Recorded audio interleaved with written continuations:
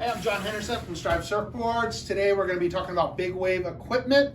We've got Jack Acrop, we've got Sky Hawkins, we've got Jack Snyder all showing up. They have different gear, different things they like, and they're going to talk to everybody about what kind of equipment they want to have before they go out and surf big waves, how they maintain it, why they pick this, why they pick that. They're going to compare and contrast a little bit. I'm Jack Acrop. I'm 32 years old from Santa Cruz, California, and we're here today doing a little gear talk.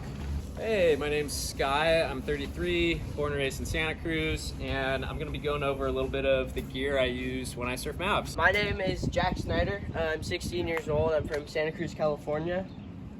As far as boards, as you can see, Strive, got the 9.4 strike mission. So this board is oh, it's even smaller.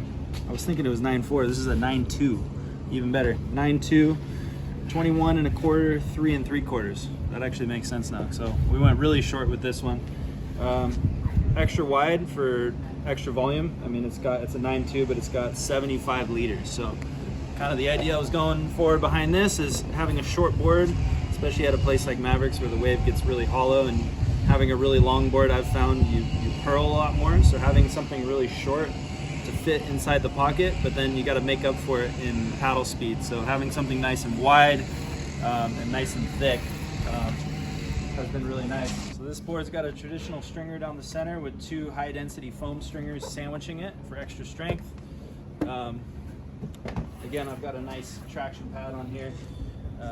These are really nice for traveling because you don't have to de-wax and put your wax on your board again, which is really nice.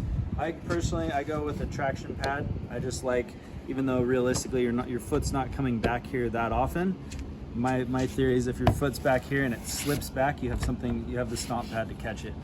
And there have been times when I've actually gotten all the way back here and you can do some turns and whatnot. We got double leash plugs and leashes for extra strength. What else? I go with the Future fins. So Futures are really nice. Especially the 5 fin box is really good because you can either ride it as a quad or you can ride it as a thruster. I traditionally ride most of my boards as a thruster. I haven't ridden a lot of quads. I do like quads when it's a little bit, the waves are a little cleaner, but for the most part, 3 fins is kind of what I go with. So this is a Source surfboard. I've been working with Nick for the past couple of years. It's a 9.4. It has a 3/4 inch basswood stringer, 19.5 inches wide, and 3 1/4 thick. So I wanted to go pretty skinny just because I like being able to knife it a bit more. Matt Makuta did the airbrushing on this. It turned out so good. Actually, fun little fact, he actually never signs the boards, but I haven't talked to him about it, but he signed it right here. I think he said color by Makuta. I have 5 fin boxes, Future fin boxes. I usually will ride it as a quad, but for the most part, it's just nice to have the extra center fin in case I want to ride it as a thruster if it gets bumpy or anything like that. It makes it a lot easier to make decisions. I know most people will do like a double leash cup. I think that's how Jack's board is, but I did that. You can kind of tell there's where it used to be. And then I got closed out on a wave out there this season, and my leash plugs got a little tweaked and torn. So I was kind of wanting to try something a little bit different. Makes it a lot more stronger, and I kind of like the way how it feels because I don't have any deck pads or kick pads or anything like that on the back. So I know if I'm feeling the back of this on my foot, I know I'm way too far back. So it makes it a lot easier to feel that out as well. It's been glassed with like S-cloth glassing here at Almar Surfworks. I think Becca Benjamin did the glassing on this one.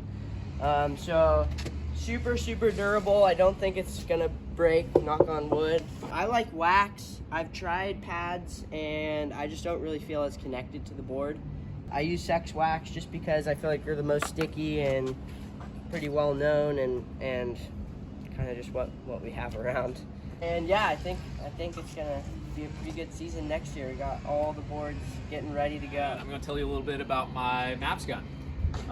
So first off, this is a Strive board. I've been riding for Strive for 10 years. I love these boards. I swear every board I get just gets better and better. So this is a 10-0.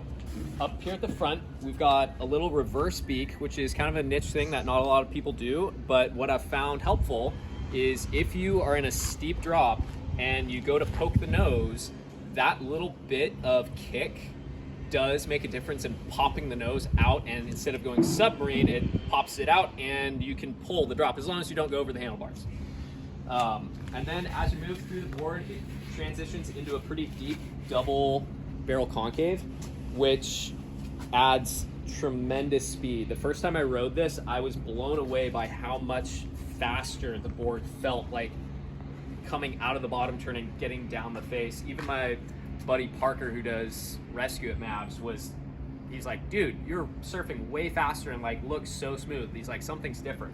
This is the Strike Mission model. So all of the Strike Mission models have this double barrel coming out the back.